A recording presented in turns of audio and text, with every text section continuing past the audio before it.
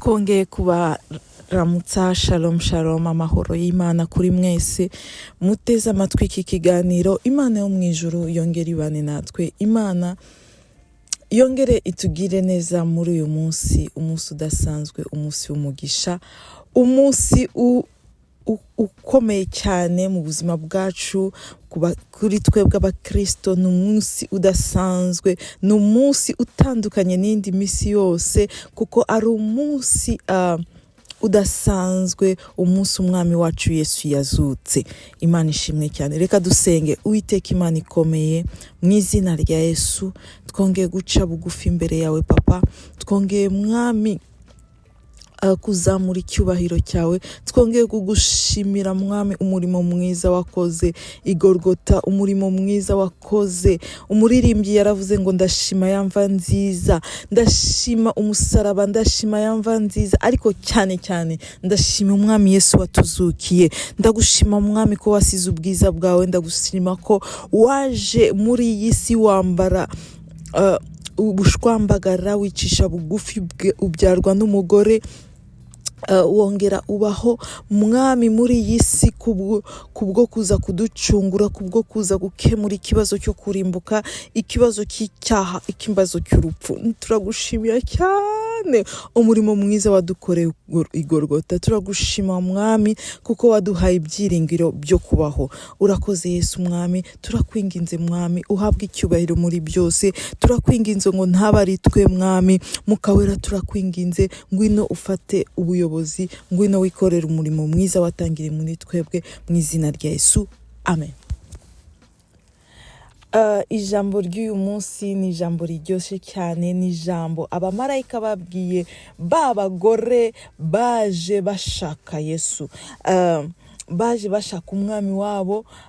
Umumarayika ahura nabo arababwira iri jambo riri muri Matayo 28 no ku murongo wa 6 ngo ntari hano kuko yazutse nk'uko yabivuze. Haleluya, yazutse nk'uko yabivuze. Yesu yabayeho ubuzima bwe bwose, yabayeho asohoza icyamuzanye, yabayeho agendera ku buhanuzi bwamuvuzeho. Ni kuvuga ngo ijambo byanditswe kuri Yesu, yagenze kuri iyi si yitondera ijambo ryose yamuvuzweho kugira ngo risohore. Haleluya.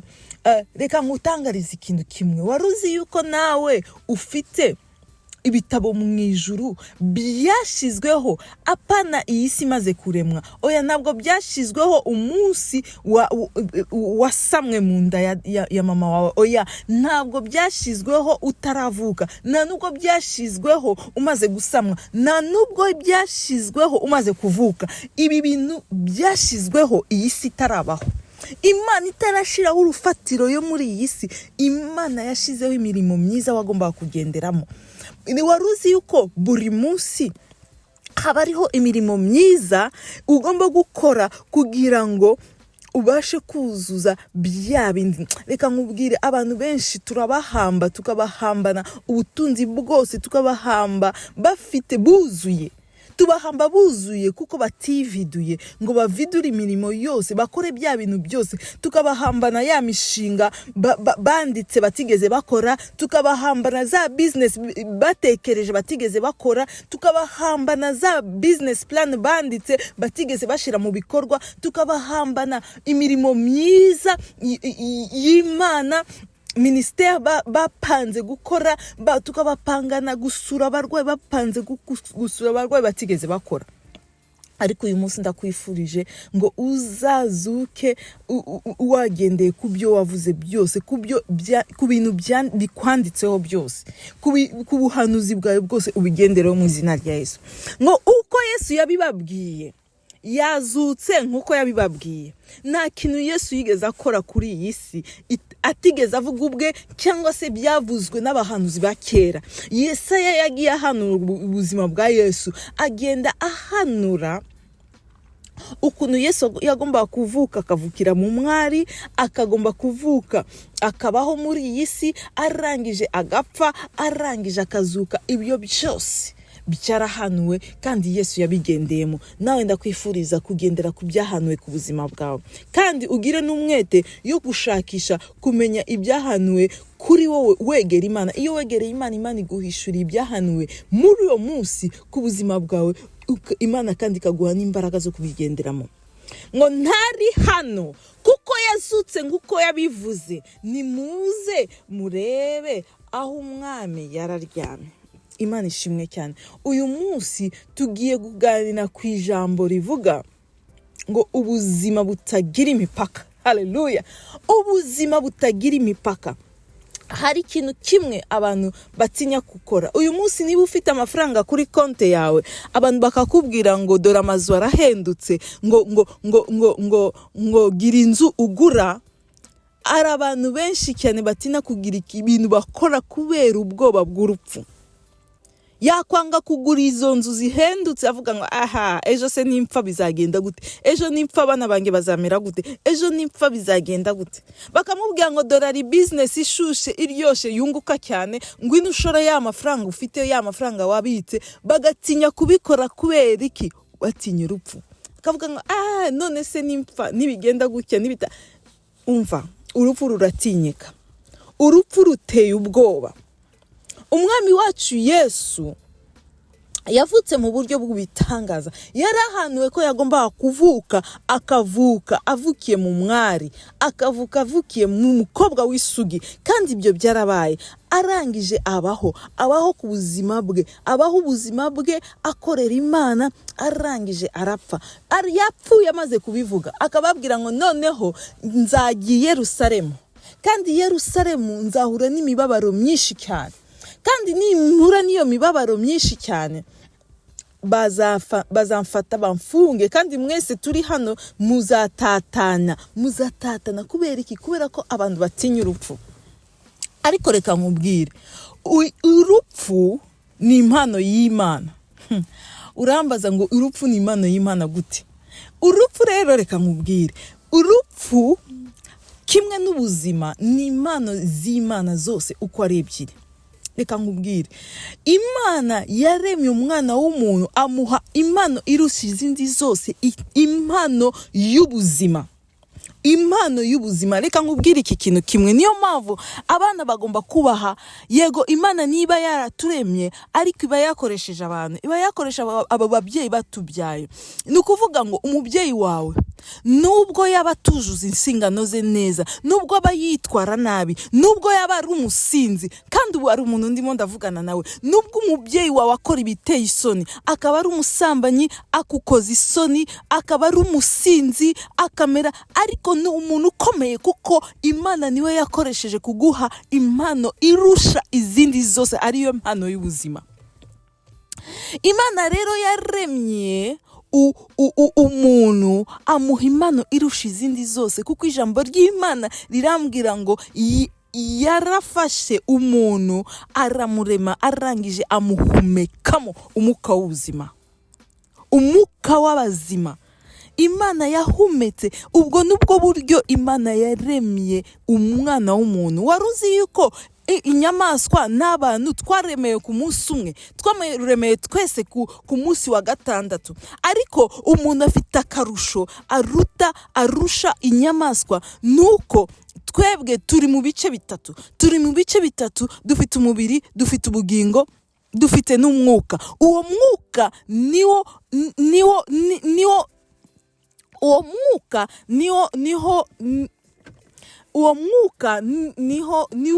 wa buzima Imana yahaye umuntu, ni wa buzima Imana yahaye umuntu. Imana ishimwe cyane. Nicyo turusha inyamaswa, kuko inyamaswa ziri mu bice bibiri gusa. Inyamaswa ziri mu bice yuko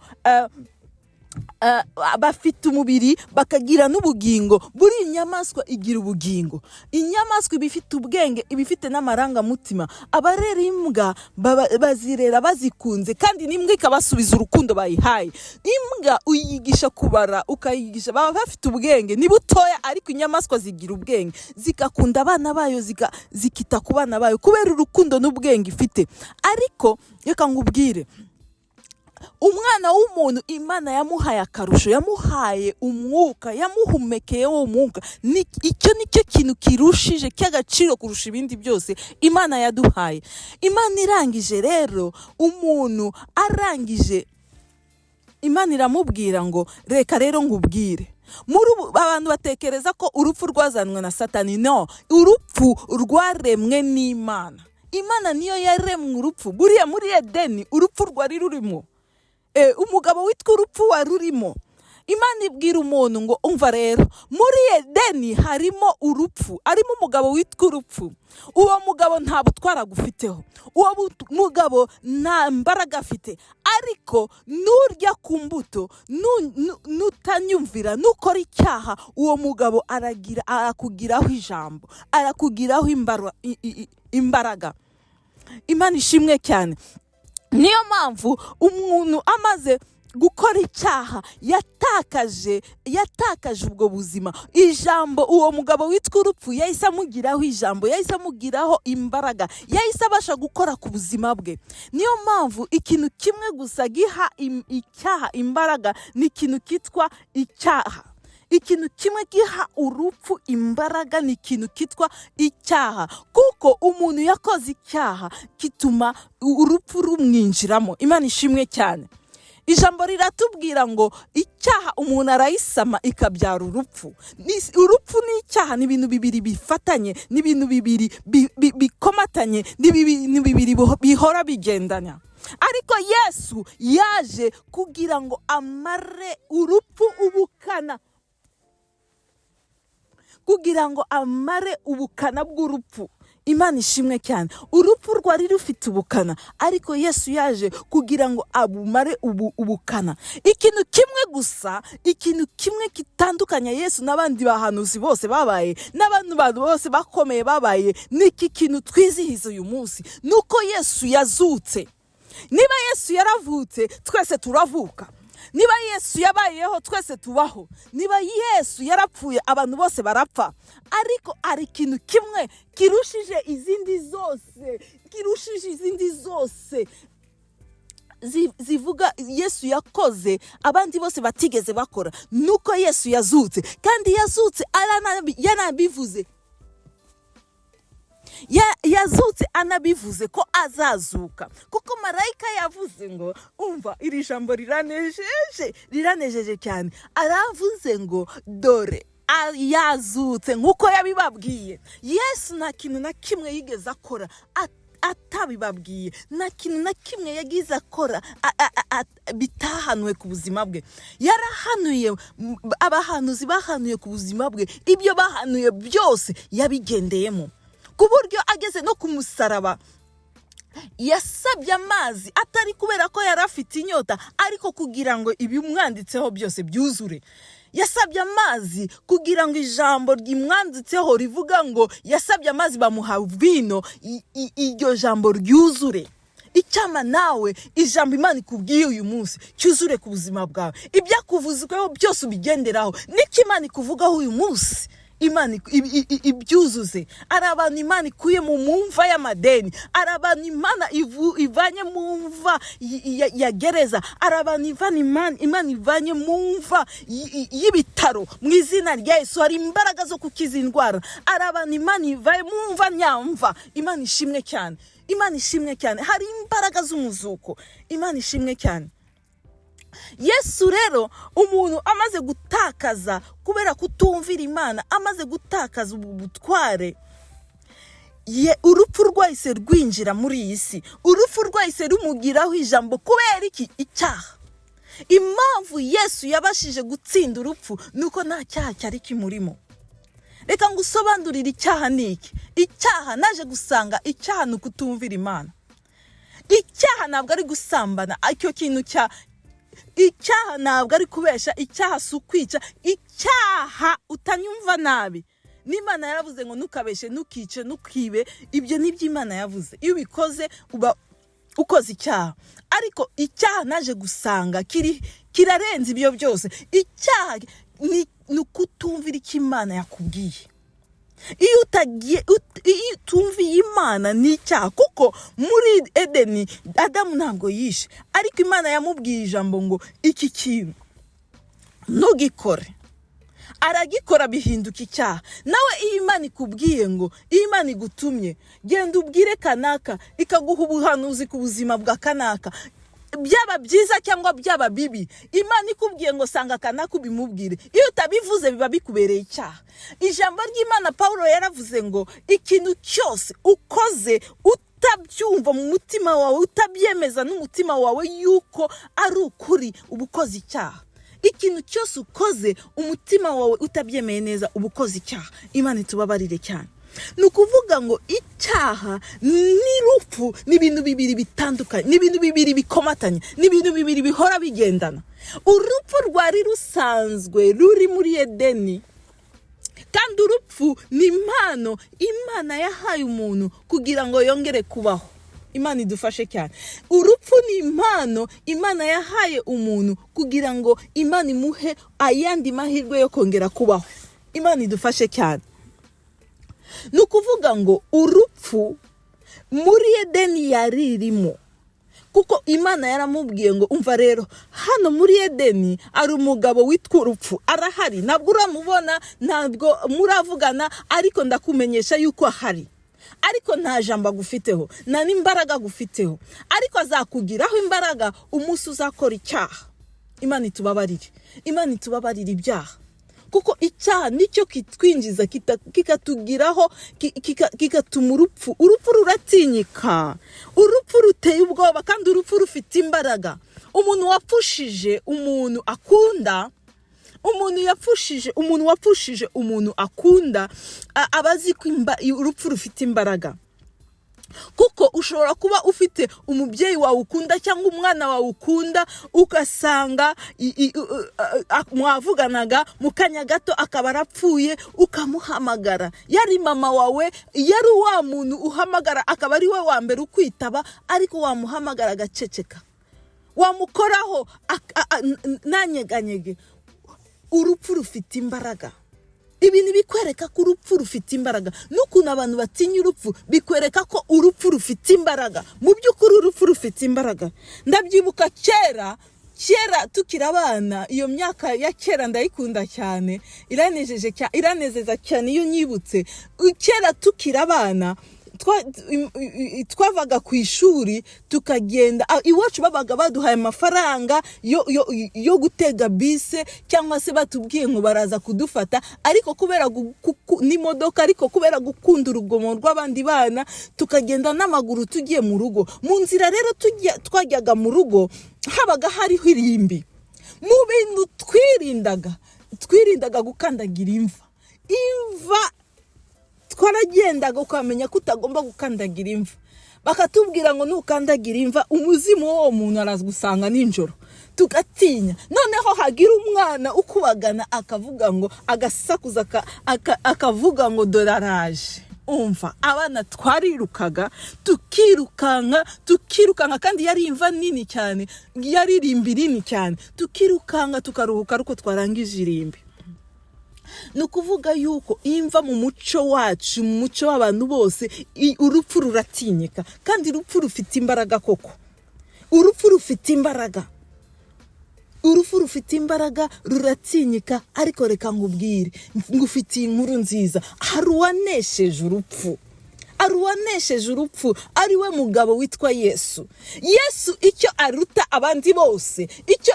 abandi bose babayeho, nuko Yesu yanesheje urupfu, kandi yarinesheje yabivuze ko azarunesha. Icyo nicyo kintu kinezeza cyane kurusha ibindi byose. Yesu yarapfuye avuga ngo ndapfuye, ariko nzagaruka, nzongera mbeho. Kandi ashiraho n'igihe, aravuga ngo nyuma y'iminsi 3 nzongera mbeho. Yesu niwe muntu wenyine watinyutse urupfu. Abandi bose ba Mohammed babaye, ba Confucius, ba Buddha, abo bantu bose babayeho, ariko nta numwe wigeze avuga ngo ndibupfe anyuma ndibugaruke. Uwo ni Yesu gusa. Ikimbabaza cyane nuko ubukristo abantu barabufata bakawumanura cyane, bakawushira mu rwego rumwe n'ayandi madini yose. Bakavuga ngo muri isi ayo amadini ane manini cyane. Bakavuga ngo abakristo ariko reka nkubwiye Yesu wacu yakoze ibyo abandi bose batakoze. Yesu yakoze ibyo abandi bose batakoze. Ibyo abandi bose yaravuze ngo reka nkubwiye umuntu wese yavuka. Ushobora no kubyuka ukavuga ngo wowe wavutse mu buryo butangaje, wavutse nta mugabo, wavukiye ku mwari, abantu bakakwemera bakagukurikira. Byanashoboka ko ubaho ubuzima bw'ibitangaza, ugakora ibitangaza, ugakora ibintu bihambaye, abantu bakwemera. Byashoboka yuko wanahanura igihe uri bupfire ukanapfa, ukitanga ugapfa ku musaraba, abantu bakaguhamba. Ariko nta muntu n'umwe watinyutse kuvuga ngo ndapfa kandi ndi bugaruke. Ndapfa kandi ndi bugaruke. Uwo ni Yesu. Uyu munsi wa none abantu twizihiza iminsi mikuru itandukanye, tukizihiza ukuvuka kwa Yesu kuri Noheli, tukizihiza, ariko uyu munsi wa Pasika niwo munsi uruta izindi zose. Iri jambo riranejeje cyane. Ni umunsi uruta izindi zose kubera yuko ni umunsi umwami wacu yazukiyeho. Niwo munsi uduha akarusho ku yandi madini yose. Niwo munsi umwami wacu yayisarangiza. Haleluya. Nicyo kimenyetso yuko Imana yakemuye ikibazo cy'urupfu, Imana yakemuye ikibazo cy'icyaha, kandi Imana yakemuye ikibazo cyo kurimbuka. Icyo nicyo kimenyetso nyamukuru ivuga yuko Imana yakemuye ikibazo cy'icyaha burundu. Nuko Yesu yarapfuye arongera arazuka.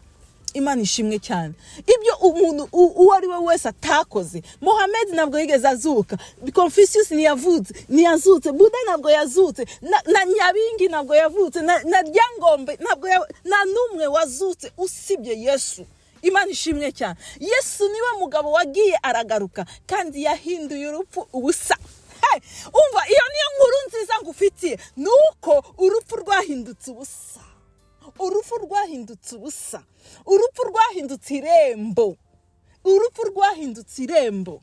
Nukuvuga ngo Yesu yarangije imbaraga zose z'urupfu. Yakuyeho ubukana bwose urupfu rwari rufite. Arangiza ikibazo cy'urupfu, arangiza ikibazo cy'icyaha, arangiza ku buryo twebwe iyo upfiriye muri Kristo Yesu abantu bose barapfa. Twese ikintu kimwe duhuriyeho nuko dupfa.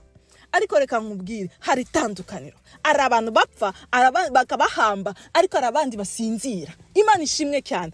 Twebwe Yesu yabwiye Mariya, aramubwira ngo umva, ninjye muzuko, kandi unyizera wese ntabwo apfa, kandi unyizera nubwo yapfa arongera abeho.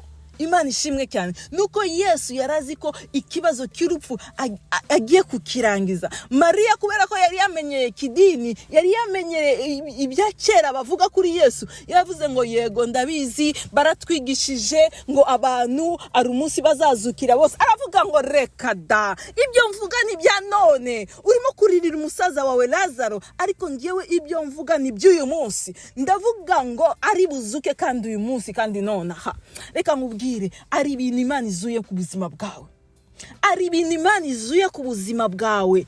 Ari urupfu Imana ikuyeho ku buzima bwawe. Ari urupfu, ari umunuko Imana ivanyeho muri business yawe. Ari urupfu mu rugo rwawe. Ari ibintu byanutse Imana ikuyemo. Ari ibintu byanutse mu bana bawe Imana ikuyeho. Ari ibintu Imana izuye ku buzima bwawe, muri business yawe, mu buzima bwawe bwo mu mwuka, mu buzima bwawe bwo gusenga, mu buzima bwawe bwo gusoma ijambo ry'Imana, mu buzima bwawe bwo gukorera Imana, mu buzima bwawe, haleluya, bwo gusabana n'Imana, mu buzima bwawe bwo mu mwuka. Ari ibintu Imana izuye mu izina rya Yesu. Imana yakuyeho ubukana bwose bw'urupfu. Aravuga ngo ese imbaraga zawe ziri he? Ese ugukomera kwawe kuri he? Warupfuwe, gukomera kwawe kuri he? Warupfuwe, ugukomera kwawe kuri he? Imana ishimwe cyane. Imana yakuyeho ubukana bwose, akuraho imbaraga zose. Ikintu kimwe cyahaga urupfu imbaraga, ikintu kimwe cyahaga urupfu imbaraga ni ikintu kitwa icyaha.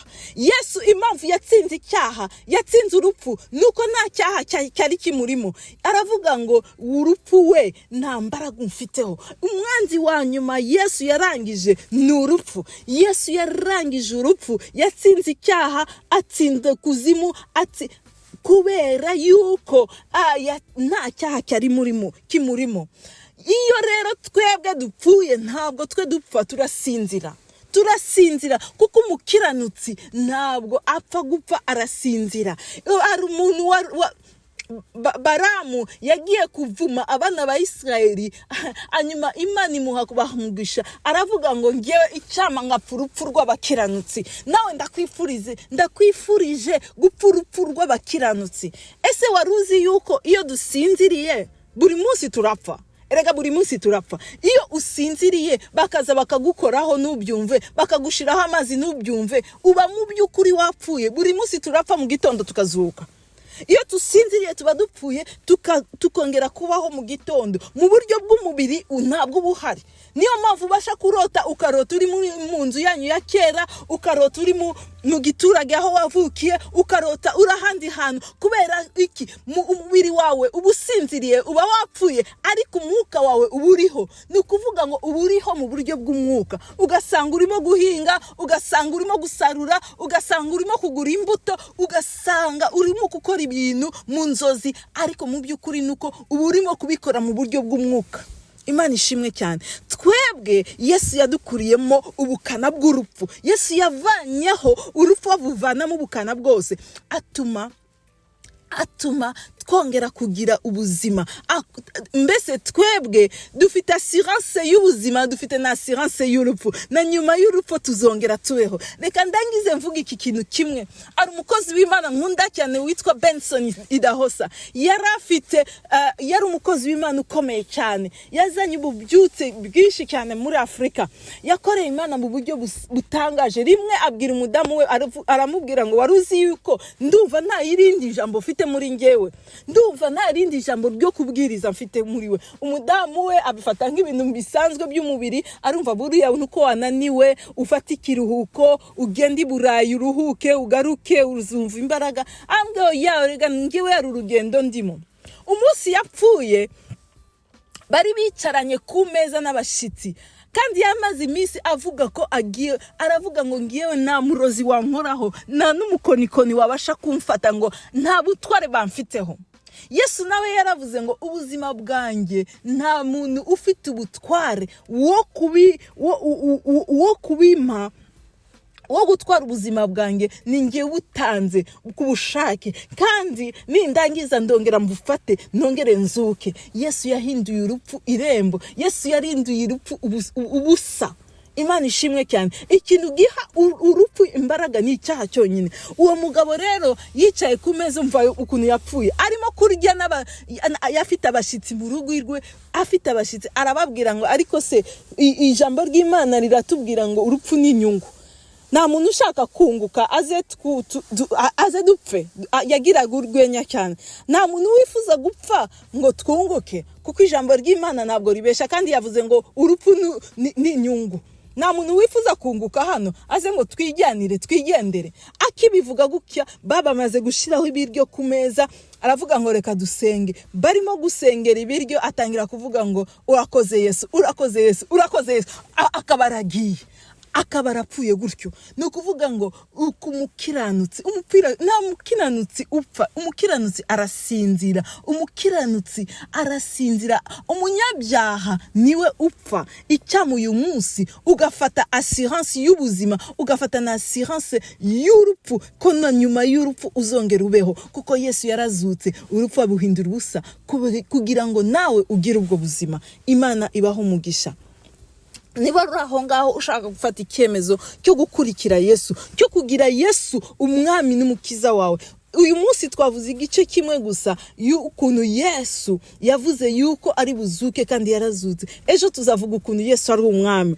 ni ukuvuga yuko uyu munsi ushaka ko Yesu akubera umwami akakubera n'umukiza, subiramo aya magambo, vuga uti mwami Yesu, menye neza ko ndi umunyabyaha, ndakwinginze umbabarira ibyaha byanjye, uyu munsi ndakwakiriye nk'umwami n'umukiza wanjye, andukura amazina yanjye mu gitabo cy'urupfu uyandike mu gitabo cy'ubugingo. Urakoze kumbera umwami, urakoze kumbera umukiza, guhera uyu munsi mbaye uwawe kugeza iteka ryose mu izina rya Yesu, amen. Mwari kumwe na Kabera Fifi. Imana ibaha umugisha, Imana ibagire neza, kandi Imana ibagure. Mushobora kuduhamagara kuri akamenyetso ko guterana 1-207-303 2642 kuri WhatsApp.